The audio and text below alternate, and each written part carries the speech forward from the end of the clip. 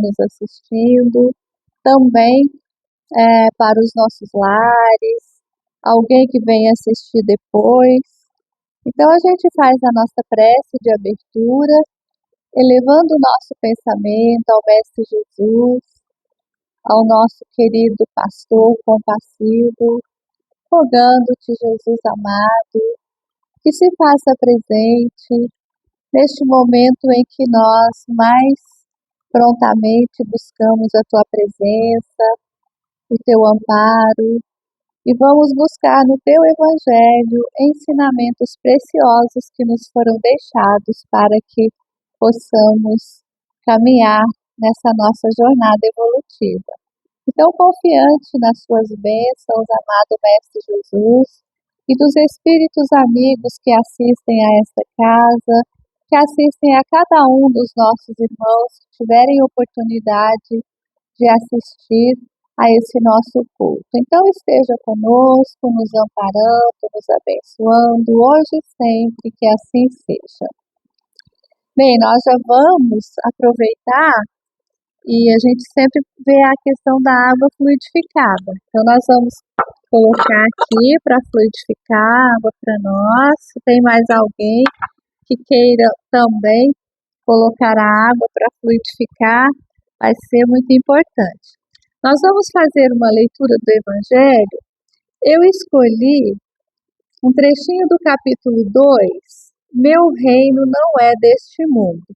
Caso alguém queira acompanhar, eu vou fazer a leitura dos itens 1 e do item 4. Tornou, pois, a entrar Pilatos no pretório e chamou a Jesus e disse-lhe: Tu és o rei dos judeus?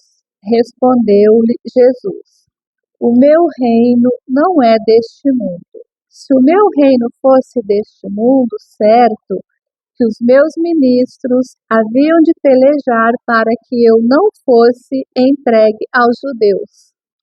Mas, por agora, o meu reino não é daqui. Disse-lhe então Pilatos: Logo tu és rei? Respondeu Jesus: Tu dizes que eu sou rei. Eu não nasci nem vim a este mundo senão para dar testemunho da verdade. Todo aquele que é da verdade ouve a minha voz. Então, isso daqui é um trecho do Evangelho de Jesus, foi registrado por João, no capítulo 18, versículos 33 a 37. E depois, uma explicação de Kardec, um comentário sobre essa passagem. Então, Kardec nos diz que o reino de Jesus não é deste mundo. Isso todos compreendem, mas sobre a terra ele não terá também uma realeza. O título de rei nem sempre exige o exercício do poder temporal. Ele é dado por consenso unânime aos que, por seu gênio, se colocam em primeiro lugar em alguma atividade, dominando o seu século e influindo sobre o progresso da humanidade. É nesse sentido que se diz o rei ou o príncipe dos filósofos, dos artistas, dos poetas, dos escritores, etc. Essa realeza que nasce do mérito pessoal, consagrada pela posteridade, não tem muitas vezes maior preponderância que a dos reis coroados. Ele ou ela é imperecível, enquanto a outra depende das circunstâncias. Ela é sempre abençoada pelas gerações futuras, enquanto a outra é, às vezes, amaldiçoada. A realeza terrena acaba com a vida, mas a realeza moral continua a imperar, sobretudo depois da morte. Sob esse aspecto, Jesus não é um rei mais poderoso que muitos potentados. Foi com razão, portanto, que ele disse a Pilatos: Eu sou o rei, mas o meu reino não é deste mundo. Então, prezados irmãos, esse trecho tanto registrado por João, da fala de Jesus, como a explicação que Kardec nos oferece, vem nos auxiliar, vem contribuir para o nosso entendimento e principalmente naquele momento em que Jesus profere essas palavras. Quando ele fala que o seu reino não é deste mundo, ele está trazendo uma informação que naquele momento aquele povo ainda não compreendia. Eles não tinham um entendimento claro do que seria esse reino, o que poderia acontecer após a morte. Então, quando Jesus começa a colocar essas primeiras informações, ele fala do Pai que está no céu, que seria um outro plano, um outro ambiente. Então, ele começa a introduzir essa questão da vida futura, da imortalidade. Então, foi muito importante essa fala de Jesus para começar esses esclarecimentos. Hoje, passados mais de 2000 anos, nós já temos uma compreensão bastante definida, bastante clara, sobretudo com os ensinamentos que nós podemos obter através das informações dos espíritos, através da doutrina espírita, que de fato mostra para a gente com muita clareza o que representa essa vida futura e o que seria esse reino dos céus. Então fica essa leitura do Evangelho, esse trecho para as nossas reflexões, e eu trouxe uma outra fala que é do livro Jesus no Lar, do Neio Lúcio, da psicografia de Chico Xavier, e vem complementar esse momento, essa fala de Jesus. Então é o item 3, ou o capítulo 3, intitulado Explicações de Mestre, ou do Mestre. Então, quando Jesus se reunia em casa de Pedro, na casinha de Pedro, em Cafarnaum, à beira do lago de Genezaré, ou do mar do Tiberíades, que é um local que, se a gente trazer, eu gosto muito de trazer isso para a lembrança, para que nós possamos sentir com mais profundidade aqueles momentos tão singelos, quando Jesus se reunia ali na casinha de Pedro, com os seus discípulos, com algumas pessoas que ali se faziam presentes. Então, o que aconteceu nessa tarde foi assim, conforme Neio Lúcio relata para a gente. Em plena conversação edificante, Sara, a esposa de Benjamim, o criador de cabras, ouvindo comentários do mestre nos doces entendimentos do lar de Cafarnaum, perguntou de olhos fascinados pelas revelações novas. Como que se apresentavam essas revelações? Jesus abria os rolos, porque naquela época nós não tínhamos livros. Então ele tinha os registros dos evangelhos, que seria do Velho Testamento, sob a forma de rolos. Então ele abria, fazia uma leitura e fazia algumas observações. Então Sara, a mulher de Benjamim, que estava ali participando, ela faz a seguinte pergunta: a ideia do reino de Deus em nossas vidas é realmente sublime. Todavia, como iniciar-se nela ou iniciar-me nela? Temos ouvido as pregações à beira do lago e sabemos que a Boa Nova aconselha, acima de tudo, o amor e o perdão. Eu desejaria ser fiel a semelhantes princípios, mas sinto-me presa a velhas normas.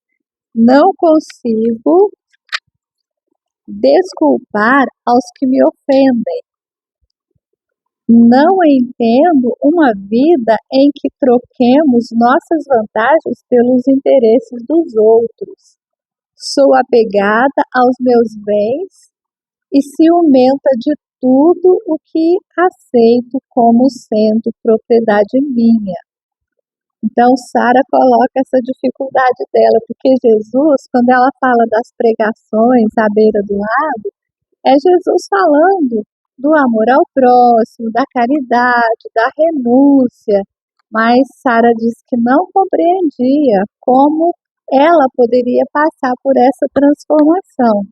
Ela sentia que o que era dela. Como renunciar a benefício de alguém? A dama confessava-se com simplicidade, não obstante o sorriso desapontado de quem encontra obstáculos quase invencíveis.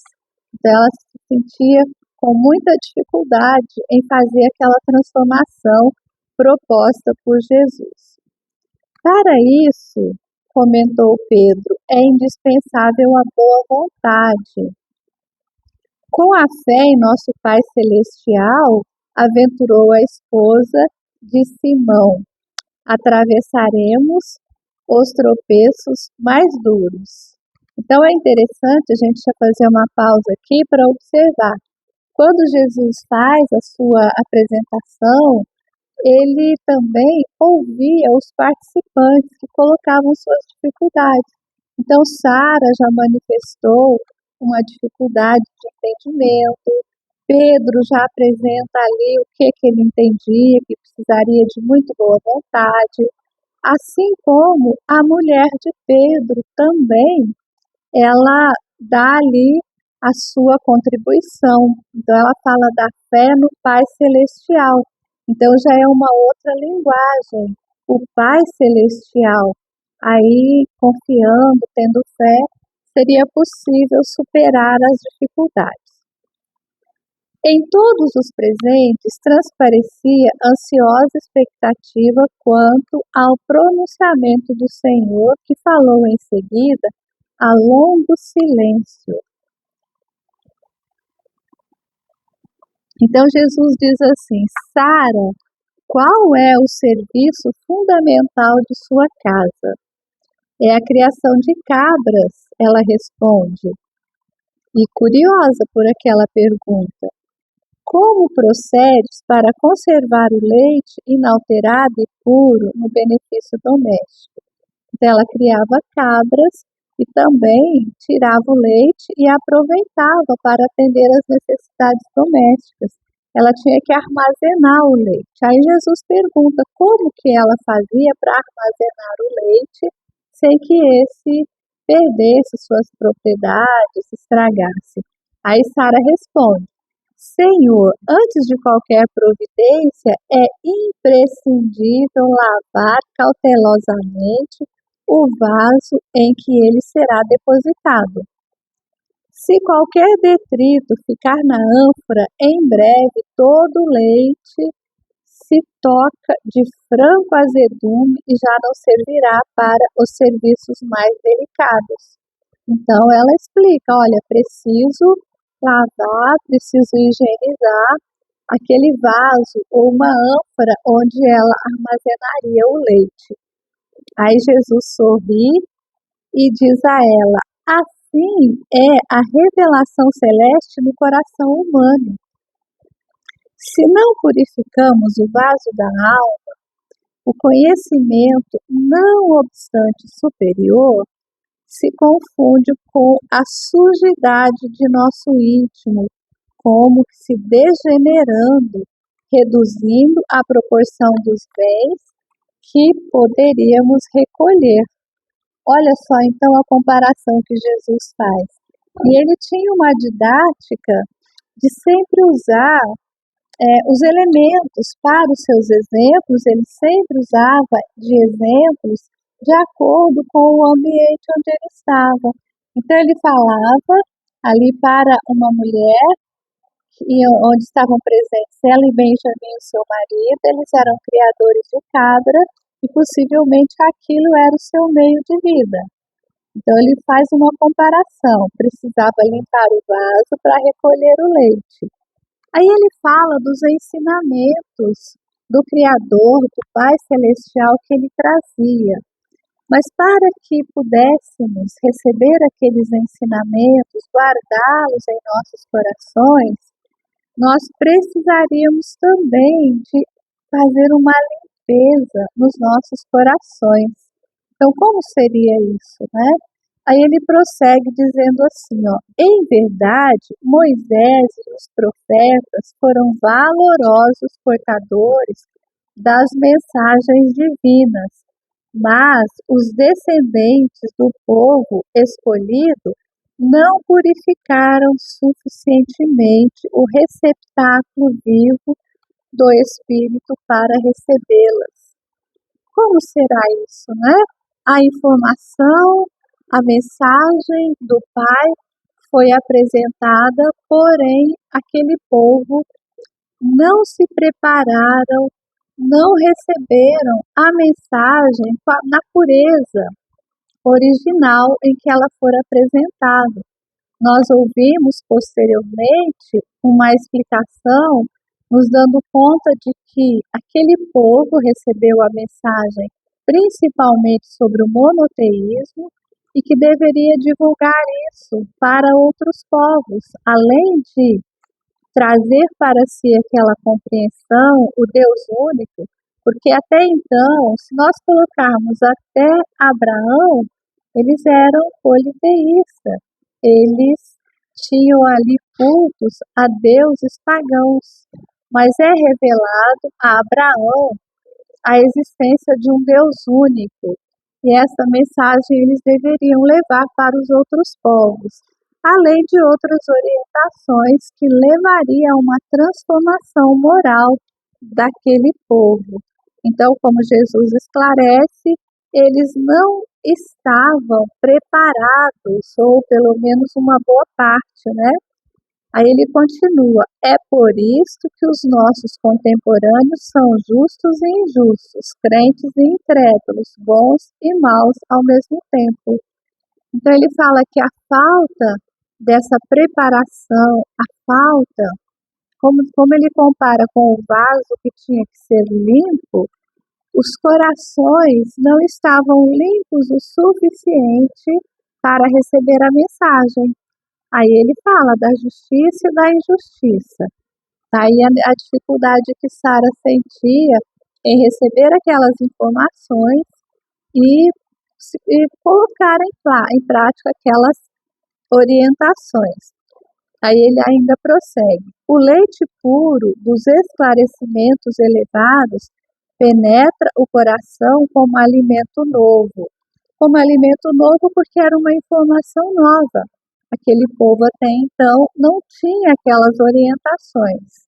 Então, eles recebiam como uma nova orientação. E aí ele fala que, ó, mistura com a ferrugem do egoísmo velho. Então, ele quer dizer aqui, e nas expressões de Sara, que ela não sentia a vontade em dividir, é por conta do egoísmo.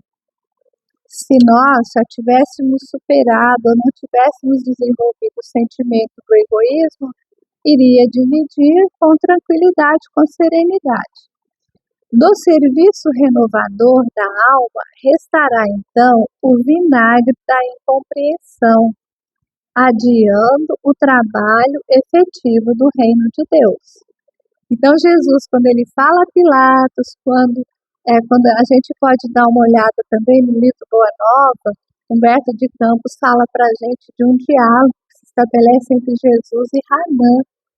E Hanã, que provoca Jesus, quando ele fala que vem construir o reino de Deus, ele faz críticas, ele desrespeita as palavras de Jesus. Mas Jesus não contava com as riquezas da terra para que esse reino fosse estabelecido. E aqui ele fala que a dificuldade, então, de superar o egoísmo também dificultaria a efetivação do reino de Deus. Aliás, são dificuldades que nós temos até hoje. Como que nós estamos vivendo? Mesmo passado tanto tempo, com tantas oportunidades de aprendizado dos ensinamentos de Jesus, nós ainda continuamos guerreando, nós ainda continuamos com o nosso orgulho, com a nossa vaidade, com os nossos interesses muito mais materiais do que os interesses voltados para a vida futura. E Jesus prossegue, ó, a pequena assembleia, então, aqui meio Lúcio esclarece, na sala de Pedro recebia mais uma lição, mais uma orientação sublime e singela. Eles se sentiam comovidos. Imagina receber diretamente de Jesus essas orientações, era algo muito, assim, de sensibilidade muito grande, uma vibração muito especial. O mestre, porém, levantando-se com discrição e humildade, afagou os cabelos da senhora que o interpelara e concluiu generoso. O orvalho, num lírio-alvo, é diamante celeste, mas na poeira da estrada é gota lamacenta.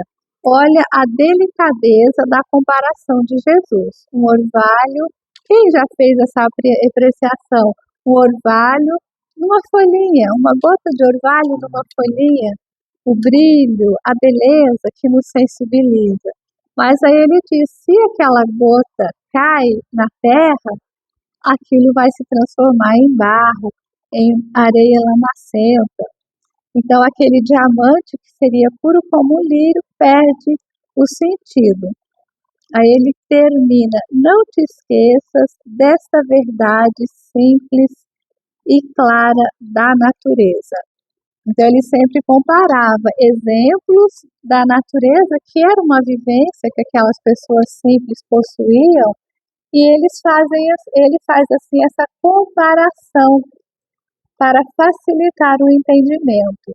Então aqui fica, meus irmãos, mais uma lição de Jesus na singeleza daquele culto do Evangelho no lar de Pedro e que agora nós estamos fazendo nesta casa serva. Já para irmos encerrando essas nossas reflexões de hoje, ainda vamos lembrar, normalmente o nosso culto, a gente faz as nossas vibrações. Nós lembramos, nós temos essa casa com um papel extraordinário de acolhimento, de conforto, de esclarecimento e de facilitação da cura a todos aqueles que buscam, que procuram as formas de auxílio que esta casa oferece. Então aqui estamos sempre amparados pela espiritualidade. Então, nós rogamos aos espíritos amigos, além de Jesus, é claro, que assista e ampare a todos estes irmãos, que assista e ampare em nossos lares, que assista e ampare, vamos pensar lá fora, a dor, o sofrimento, as dificuldades. Se nós vamos mais além, hoje nós estamos com mais de 50 conflitos, guerras em nosso planeta. Como nós estamos precisando de vibrar a paz. Mas antes de pensarmos na paz que desejamos para o mundo, vamos observar a paz em nós, a paz em nossos corações. Será que nós estamos cultivando a paz? Então, essa vibração de amor, de fraternidade, a benefício nesse sentido, trabalhando com Jesus. E nós vamos lembrando então que esse culto do Evangelho deve ser realizado também em nossos lares, sempre lembramos de escolhermos um dia, um horário, especialmente se puder reunir a família, todos presentes em torno do Evangelho de Jesus. Então, dessa forma, nós vamos encerrando, lembrando que é na nossa casa que começa a missão para o mundo. Nós precisamos estar preparados para o que vem lá fora. Então, mais uma vez, elevamos nosso pensamento ao Mestre Jesus, apresentando os nossos agradecimentos aos espíritos amigos que assistem a essa casa, que assistem a cada um de nós, por essa oportunidade bendita, por essa casa que nos acolhe em momentos tão especiais. Senhor Jesus, esteja conosco, nos amparando, nos abençoando, hoje e sempre, que assim seja. Então, muito obrigada.